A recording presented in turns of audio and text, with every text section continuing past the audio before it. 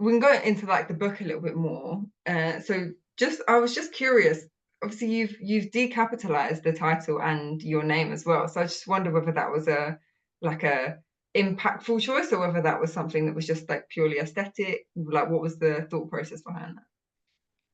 Yeah, so I don't capitalize the B in black, which not everyone agrees with, because some people are really passionate about it needing to be capitalized.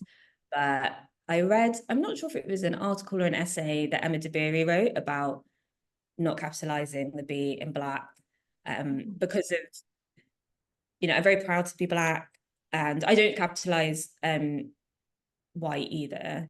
Yeah, I think it's in Emma DeBerry's book, What White People Can Do Next, but Mm. she talks about why she doesn't capitalize racial categories, particularly black and white.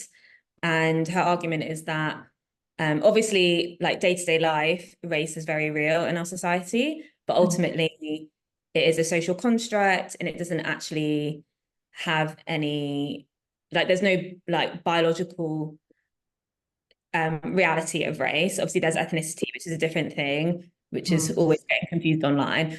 But ultimately, race is a social construct, which is why we experience racism throughout our lives.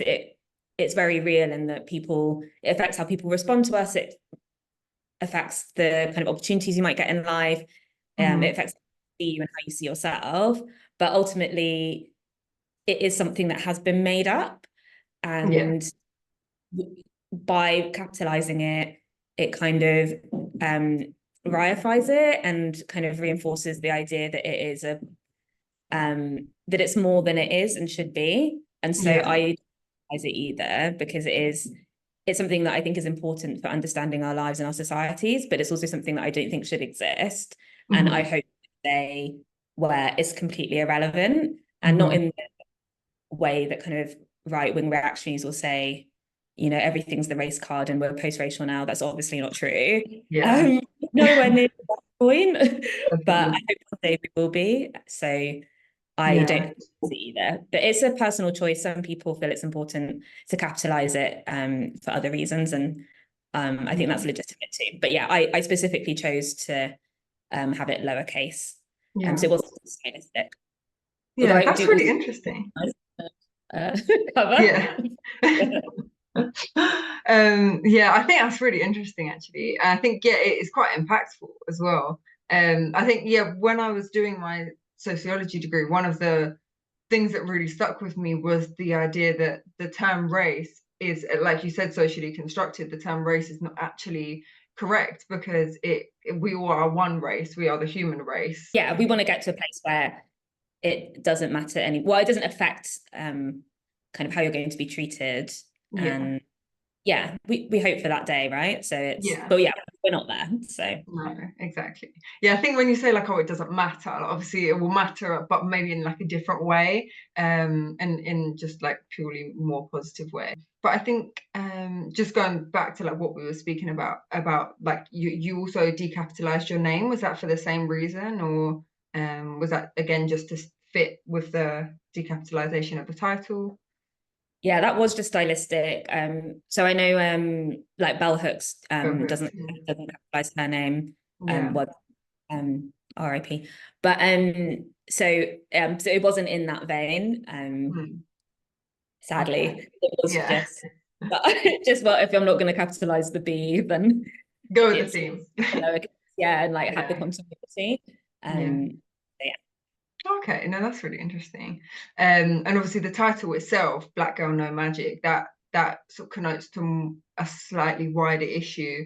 I think I've heard you speak about on like other podcasts as well, is that the expectation of Black women specifically is that there's so much invisible labor that Black women do, and also like in a performative sense as well. So like talk me through your process behind selecting that specific title. Yeah, it came to me in the night, as like most of my ideas do. So I have a notebook by my bed for that reason. It can be annoying because it disturbs my sleep, but it's Mm. also handy. But the idea of the title is that there's so much focus, particularly on Black excellence, which I do obviously support. There's lots of there are lots of Black people doing lots of amazing things, but I think one, it can put an unnecessary pressure on people, but I think also progress can be measured in us not needing to constantly excel and perform in that way. Mm-hmm. And, who gets given the space to make mistakes and be messy and get things wrong, Mm-hmm. particularly in the public sphere. And generally, Black women and Black people in general don't get given that kind of grace. Mm-hmm. And I am ultimately an ordinary person who gets things wrong, makes mistakes, is cringe. And I feel like we need to make space for that too, because we are whole people. Yeah. And it can sometimes feel like you can only present this very idealized version of yourself. Otherwise, you're kind of letting down the community at large. Yeah. And I think that's a trap and a prison. So Mm-hmm. I think you can use it sometimes, sometimes you have to do that for survival, Yeah. um, maybe in the workplace, or to protect yourself from, being policed. But yeah, you Yeah. don't have to do that all the time. And I think there's a pressure to be respectable and perfect Mm-hmm. times. And I think that's problematic. And Yeah. we can move away from that. Yeah, absolutely. And it sounds like a very exhausting prison to be in as well. And I think you spoke about in the book specifically, I can't remember the name. I remember I wrote it down. Let me try and find it. It was about this boy who had died from an overdose. And his mum had like posted the reason for his death, and he was a Black boy, man. I can't remember his age, I'm sorry. But they were speaking about the fact that, oh, you shouldn't have said the cause of death because then it takes away from his achievements. But I agree with, like, he's a whole person and you can make mistakes, but it seems more difficult for like Black people to make mistakes and move on from it and not become the mistakes that they make. I think you wrote an article as well about how Black women, I think you said Black people as well, and Black women are not a monolith, and you don't, one Black person doesn't represent everyone. And that's a very common thing I've heard people talk about, is that one, especially if you're in for example, when you went to like private school, or if you're in like a predominantly white workplace, the one Black person tends to represent the entire Black community. That's a lot, that's a big burden to carry. So yeah, I think that's a very prominent point, and you definitely expressed that in your book as well. Was just that you're an entire person that has lived your whole life, and you've made mistakes, you've experienced certain things that have created who you are, and being a Black woman is like sort of just a part of your identity, I suppose. There was an interesting part in your book as well that you mentioned, that you believe that there's elements of Black culture that will never be yours, and I just like wondered if you could speak a little bit more to that, if there was anything like specifically about that you feel is more predominant in the way that you are now. Yeah, it's a good question, because I think I maybe experience it less now because of online culture. So I Mm-hmm. think there's like Black Twitter, and like there's a lot of, yeah, like diasporic content online, I guess, and like meeting people and sharing experiences. Um, that means that I don't know, it's kind of easier to access lots of different elements of Black culture now than it was when I was younger. Yeah. But at the same time, there are things that, and they're not like life-shattering things, but they're just things which just, I didn't experience, or like don't resonate with me in the same way. So one thing was when I used to write a lot for Galdem when Yeah. it was running, and they wanted to get someone to review the book version of Keisha the Scat, which was Oh uh, yeah. um kind of like big in schools, and people sharing it, I think, via Bluetooth on their phone, this story.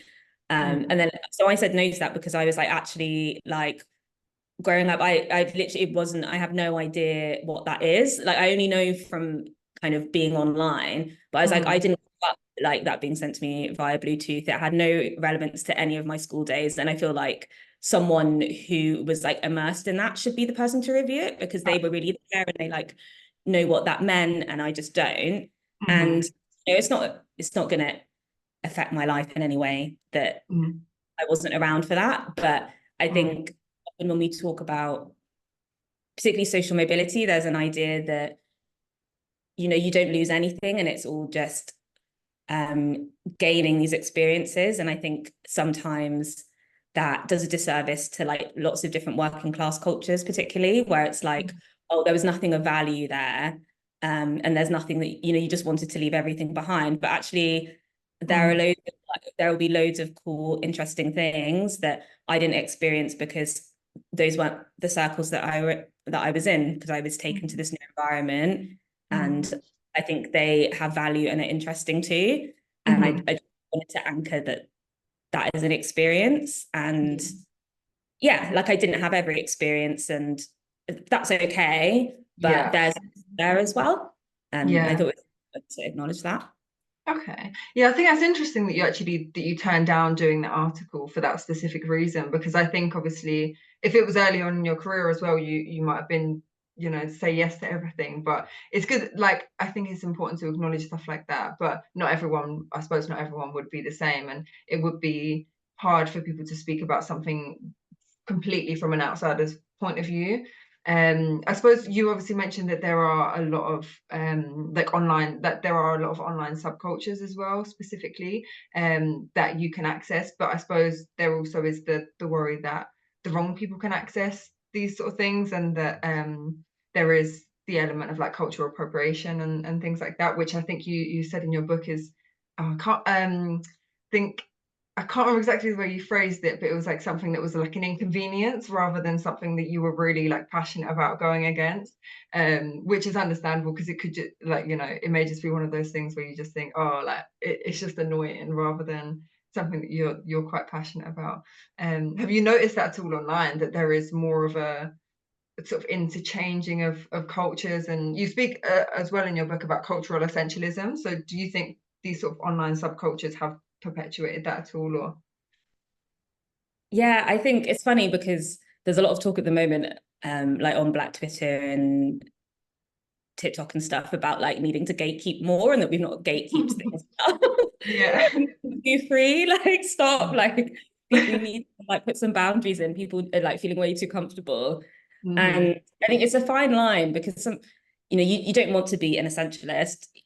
Cultural mixing is great, and we all, learn things from the people that we're around. And I think it makes things more interesting and more fun and have more depth. And yeah, you want things to develop and change over time. Mm. But I think it becomes really annoying when it's either one, if it's disrespectful, or if someone's just bad.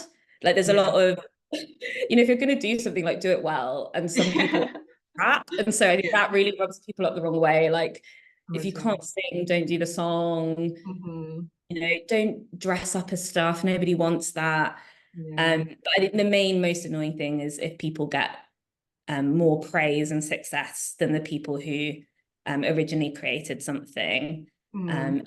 The people who, started it, or it, is part of their culture, are being policed for it. So, things around, hair, some people like have dreadlocks, for example. If, you know, a Rastafarian has dreadlocks and they're Black, they might be, find it difficult to find employment or be more likely to be stopped by the police.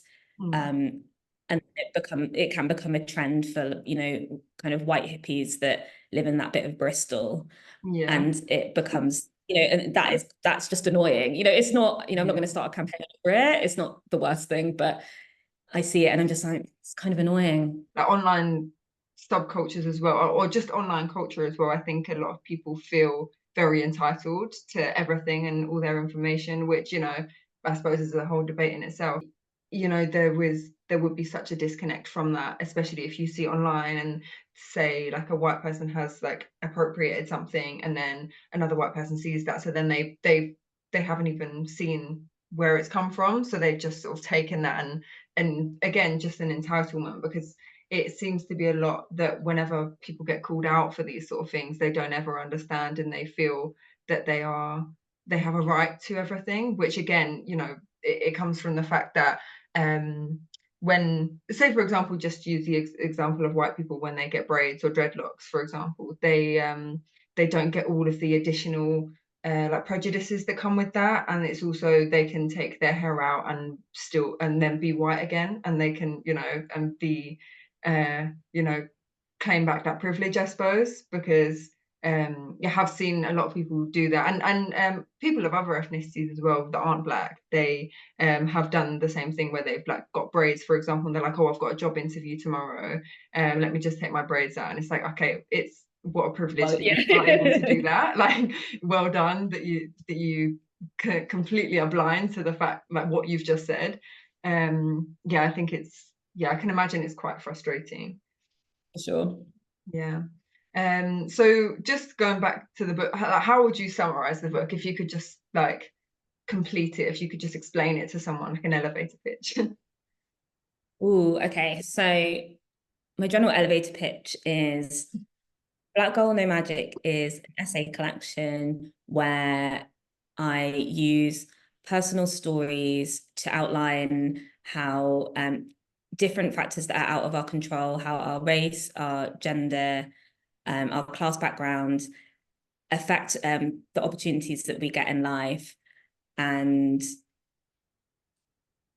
I feel like I haven't done this in a long time, actually, done my pitch. I can't remember what happens after that. Yeah. You got your script wrong. Maybe that was the next bit. Oh my God. I used to have like a whole, yeah, because I obviously you have to say it quite a lot. So, I can but imagine. I'm a bit rusty. I'm a bit rusty. That's right. I feel like you summed it up quite nicely in the beginning anyway. Like Yeah. yeah, that was like a perfect little introduction to it anyway. But yeah, so when you were writing the book, did you have an intended audience specifically? So my intended audience was definitely everyone, but like Black women is the kind of core audience. Mhm. And then like building out from that, mostly but not exclusively women under the age of 40. And Okay. that definitely has with it, you know, but mostly under 30. Okay. And it has, from what I've seen, it has mostly been women, kind of a lot from lots of different backgrounds, but women in their 20s have mostly been the readers, but not exclusively. And so been lots of other people as well. Yeah. But it kind of fits with who I thought the book would be for. So I'm Yeah. happy with that. Yeah, that's good. That's always a nice thing as well, I can imagine, is that, you know, when you put something out there for a specific group and they're receiving it. I love that. So who would you say, like, would you say those people would benefit most from reading your experience, or is it just like specifically Black women that you feel would benefit more so? I think everyone would benefit because I think it's good to understand how what other people's lives look like. And that's always been important to me. And I've tried in the book to make references to how, particularly if I'm talking about my own life, about how things might be different for other people, Mhm. because you can get quite honed in on your own experiences. And I think they can be really useful to illustrate certain issues, structural issues in society and how they affect people, but it is still kind of one individual story. So Yeah, I've tried yeah, to look at other people's lives. So yeah. I think there's something for everyone. Mm. But when I was writing, it was definitely kind of Black women that I was thinking about. And my editor that I had for all of the editorial process, so the whole kind of writing and editing, um, is a Black woman. Mm. And she was really good at making sure that that audience was kept in mind, because sometimes I would go more general Okay. and that's totally cool, but she would make sure that that theme stayed consistent and that that audience was um, kind of centered, and she was Mhm. really, really good at that. So Yeah, yeah, it is for everyone. that's brilliant. But Yeah, no, I think that's brilliant actually that you had that perspective as well, because like you said, you can stray and go a little bit more general when actually you did have this specific audience in mind. Was there any memorable reviews that you've had on the book, or positive or negative, I suppose? so I'll do both. So it's been, I've been very lucky, touch wood, like it has been overwhelmingly positive so far. So let's hope that continues. Yeah, jinx touch And wood. yeah, the touch wood, fingers crossed, all of but yeah, you never know. But yeah, so it has been really positive, and I've had really nice messages from people, Mm, basically like kind of DMs on socials okay. or comments on social, which have been just really, really lovely. And that's the best. Like Yeah. they come out of the blue, people read books whenever they pick them up. You don't know who's reading your book and when. And so to get those messages, it really resonates with me, really stays with me. Yeah. And so far I've had one, like, so I do go on Goodreads. They say authors shouldn't go on there. I don't reply, because it is for readers, not for writers, but I can't help it. So I do go on there. I would, And yeah. yeah, like you're like, it's just what's the term I'm looking for? It's too intriguing. Like, what Mm, are people saying? What are people thinking? yeah. But again, like it has mostly been very favorable on there as well, touch wood. Mm. But I have one-star review. And yeah, I mean, she hates it. So she actually really liked the Oh, beginning. yeah. But then she said, once it got to sex and drugs, she said I fell off and she just hates it. So, and Oh that, my God. yeah, so, you can't please everybody, and that's fine. No book is going to be for everyone. And Yeah. yeah, she's very entitled to just not like it. But Yeah. it was, that's because I'm past it now, but it is Mm. brutal. It's I can absolutely imagine. brutal. Like, Yeah. So this, yeah, an author's worst nightmare. It's just reading a review like that. Oh my God. I'm like, oh, I'm like, man, yeah. Yeah. Okay. Yeah. God, yeah. I can imagine as well, because it's not always constructive, like negative reviews and negative feedback. Like it's sometimes just people being like, oh, I didn't like it, and just putting it out there. Yeah, I think it can be difficult. So how did you deal with that? Like did you like tell your friends? I feel like I would just cry on the phone to my friends or something like that if I got like an awful review. I think I told my agent about it, and she was like, "Why are you on there? Don't go." Yeah. It was your own fault. Yeah, like you shouldn't be on there. Yeah.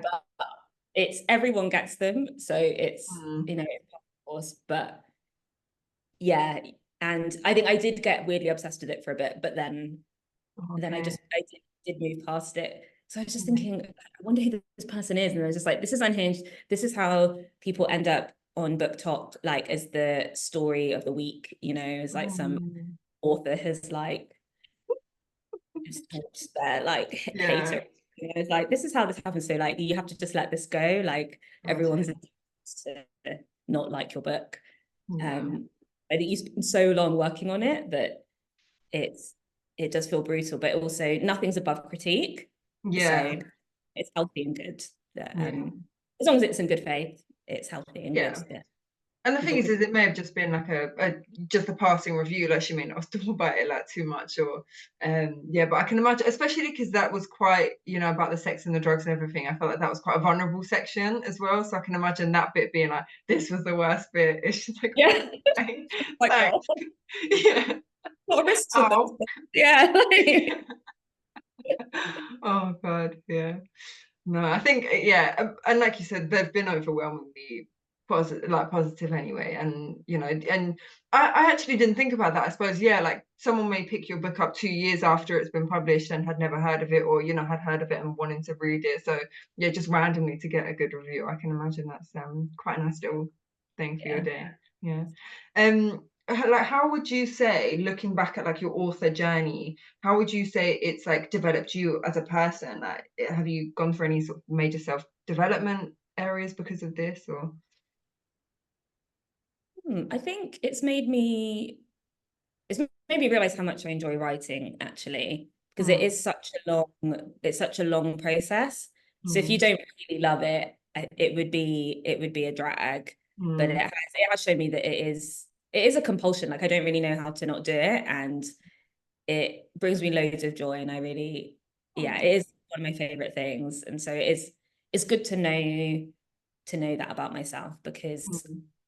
yeah, I have lots of different interests, and so sometimes it's, which is a lucky thing, but Mm. sometimes it's hard to kind of know what to do with it all. Mm. So it is good to know that this is my favorite thing. So I Yeah. feel like I've learned that. And I guess consistency, and also being able to take feedback, Okay. because you get edited. I've never been edited to this degree before. I've Mm. written newspapers and stuff, and they do, particularly with features, they do thorough edits, and Mm. because yeah, they need to check things, and also for the structure and the flow and for the house style. But to do that for something that is like 7 dissertations long, and then Yeah. they cut it down obviously so it's not 7 dissertations long, but it is, it's very intense to get Yeah. something, a document that's basically like, this is everything you need to change, because like so Yeah. it's a lot, but it also makes your work better. Like it's made me Absolutely. writing, so um I'm happy for it, but it is, you have to sit with that, so it's quite a lot, but it's, so yeah, Mm. it's good to learn how to get better at taking feedback and edits, and Mm. yeah, because I think Yeah. that's good for like other parts of your life as well. Absolutely. Yeah, I think just generally the way you view feedback can like it's consistent with the way you live your life as well. So like if you can't take feedback in at any stage in your life, I feel like it will come out in many different ways. Like you're gonna get feedback from everyone, not from everyone, sorry, but in every aspect of your life pretty much, whether it's in the way that it's like official feedback, or like you said, editing, or official reviews or anything, or whether it's performance at work, that you're going to get reviewed whether you like it or not. So I think that's a really interesting point, that that's something that you feel has progressed quite a lot. So that was like something quite significant in your life, I would imagine. Have you thought about any advice? I think you've mentioned a couple of things before, but is there any sort of advice you would give to someone that would be looking at starting their own book, or starting the sort of publishing process?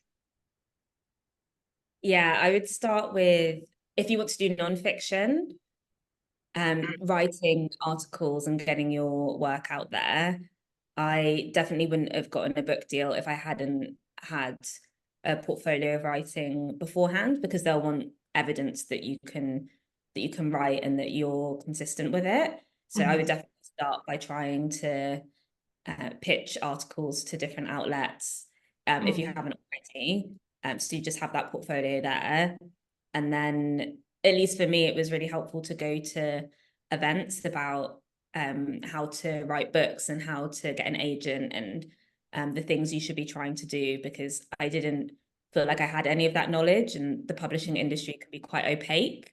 It's quite Mm. difficult to know how it works. And someone on Book Talk recently actually said that she's noticed that a lot of the really big books that have come out from Black authors have been from people who work in publishing, because so they Okay. know how to maneuver the industry, they know how to make a book a bestseller, or at least for Mm. it to get lots of sales and to get lots of attention and hype. And it's, I think it's illustrative of the fact that it is, unless you know, it's quite tricky to understand actually. So I did find it helpful to go to events where they at least explain kind of how Yeah. you can try and get your foot in the door. I found that really useful. I can And imagine.